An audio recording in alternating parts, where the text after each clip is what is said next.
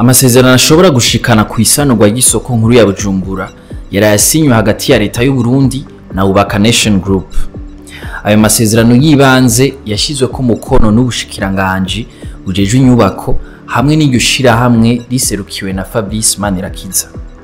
Hari nyuma yaho ashikirije umukuru w'igihugu ciyumviro cuko boha akaryo abarundi baba hanze bagaterera muri ico gikorwa. Ni kandi nyuma y'imibonano yabaye hagati y'ubwo bushikiranganje iryo shirahamwe nyene hamwe n'ikigo Buja kijejwe inyubako mu Burundi. Mbega gushika uyu munsi by'isanurwa y'isoko nkuru ya Bujumbura bifashe gute ko bigiye mu minwe ya Fabrice Manirakiza? Niyo nkuru nyamukuru turabira hamwe n'umunsi. Mwiriwe, ni David, nizere ko mumeze neza. Inyuma y'ayo masezerano twari duhejeje kubabwira hazokurikira uguhamagaza bipfuza gushira imitahe muri uwo mugambi. Bizoba bihagarikiwe ni banki nkuru BRB nkuko tubikesha ikinyamakuru akeza.net. Uyu mwaka isoko nkuru ya Bujumbura ikwije imyaka 11 ihiye. Hari mu gitondo c'itariki 27/0/2013 aho impanuka y'umuriro yatera mu isoko nkuru ya Bujumbura irasha iratokombera. Tugarutse kuri kahise kayo, iyo soko yari yubatswe mu 1994 ku mahegitari yaba 3 hakoresheje uburyo bushika amafaranga y'amarundi umuriyaridi n'igice. Yahifise abadandaza barenga 7,000 bakorera mu bibanza byashika 3,000 umusisha. Ibidandazwa by'agaciro kangana imiliyaridi 68 byarahononekariye, amahera ngana imiliyaridi 28 arahazimanganira, harimo ayangana imiliyaridi 20 yari ingurane. Mu nkuru yasohotse mu 2023 yanditswe n'urunani rw'ibinyamakuru Iwacu, magazine Jimbere, Burundi Eko na Yaga, tubona ko kuva mu 2014 umwaka umwe inyuma y'ugusha kwayo, Reta yaza yamaze gutangaza kwigiye kubaka isoko nkuru mu kibanza yahozemo. Yamara imvugo ntiyabaye ingiro. Hasiguye ko bitagiye mu ngiro kubera ikiringo cari catanzwe kubahiganirwa amasoko cageze atabaratanga amadosiye yabo. Haragiye harigwa hongera hemezwa integuro z'amategeko agenga isanurwa ry'iyo soko naho zitigeze zija mu ngiro. Hagati mu 2021 inamashikiranganje yaratoye amasezerano y'ifata kibanza agenga iyubakwa ry'isoko ku rwego mpuzamakungu. Yavuga ko ifise igorofa zitanu hamwe na parking y'imodoka 400 gushika ku 500 iri musi iyo nyubako hamwe n'ibirasi byo gukoreramwe amanama n'ibindi. Ico gicapo cari catanzwe n'urunani rw'amabanki ABF n'abandi banyamitahe, Association des banques et établissements financiers, mu 2020.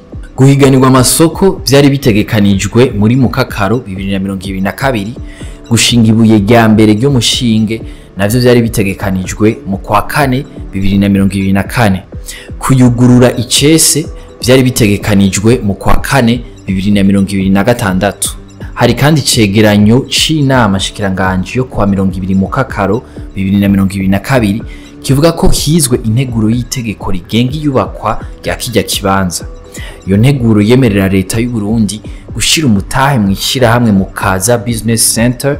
Iryo shirahamwe rikaba rihurikiyemo amabanki yo mu Burundi hamwe n'abandi banyamitahe.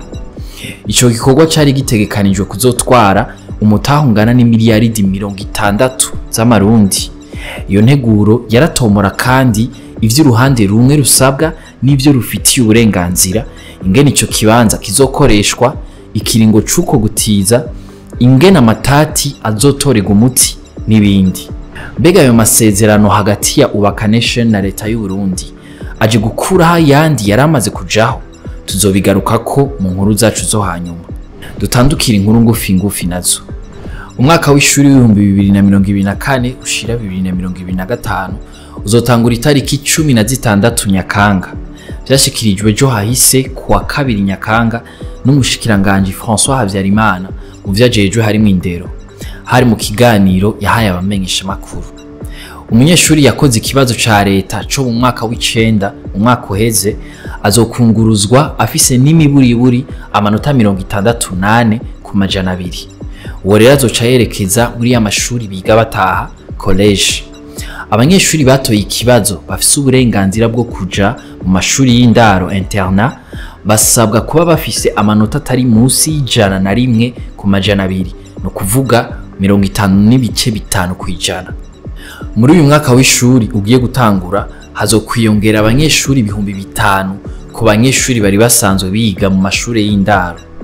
Intara ya Karusi niyo yabaye ya mbere mu batoye nkuru ku bice 97 kw'ijana. Igisagara ca Bujumbura kiri mu kibanza ca nyuma. Ikiringo c'indwi imwe nico gitanzwe kugira ahantu hose hahurira abantu benshi hazobe hasubijwe ibikoresho vyo gukaraba. Ni imwe mu ngingo zafashwe mu nama ishingiye ku kugwanya karanda mpox. Iyo nama yakoreshejwe n'umushikiranganje wa mbere Buja ari kumwe n'abarongoye ibisata bitandukanye bigize ubuzima bw'igihugu kuri uyu wa 2 Nyakanga 2024. Umushikiranganje wa mbere yasavye abantu kwirinda kuramukanya bakorana mu ntoke canke kugwana mu nda, kwirinda ubushurashuzi kuko butuma iyo ngwara irandagata. Abanyagihugu bahimirizwa kwitura amavuriro mu gihe cose biketse iyo ngwara. Abanyagihugu bahimirizwa kandi kurya inyama zihiye neza kandi bakazotsa zigasha neza. Umukuru w'igihugu Evariste Ndayishimiye yafashe urugendo rumushikana mu gihugu c'Ubushinwa kuri uyu wa mbere igenekerezo rya 2 uku kwezi. Yitavye ihuriro ryo gufashanya hagati y'Ubushinwa na Afrika FOCAC rizobera i Beijing ku magenekerezo ya 4, 5 na 6 Nyakanga 2024. Bitegekanijwe ko prezida Ndayishimiye abonana na mugenzi we w'Ubushinwa Xi Jinping ahazoba ari mu mubonano ufise intumbero yo gushimangira imigenderanire myiza iri hagati y'ivyo bihugu bibiri. Tubibutse ko Ubushinwa buherutse kwemerera Burundi ifashanyo y'imiliyoni 52 zidasubizwa yo gusanura no kwagura ikibuga c'indege Ndadaye ca Bujumbura. Mwakoze kudukurikira. Aya makuru muyasanga ku mbuga za Yaga na Iris News. Ahanje tuzosubira ejo.